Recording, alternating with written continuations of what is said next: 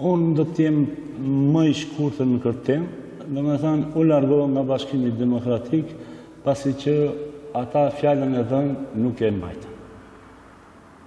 Dhe ishte fjala e dhënë Për të dalë kandidat për komunën e Dibrës. Mbas asaj, profesor, ju kaluat në një foto tjetër që ishit me Izet Mexhitin.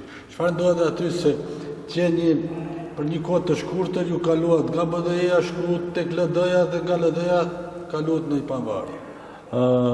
Shumë e drejtë është kjo. Me thënë, takimin me ish-kryeministrin zotëri Izet Mexhitin e kërkoi vetë ai, dhe jo që unë e kërkova, erë në Dibër, ullëm dhe biseduam. Unë e kisha qëllimin e pastër dhe të drejtë, siç nga BDI-ja, por edhe nga LD-ja, ku sovrani apo populli deshte që më çdo kusht unë do t'jem bartës për 4 vitet e ardhshme për komunën e Dibrës. Por e njëjta ndodhi edhe me atë. Domethënë, fjala e dhënë nuk u mbajt.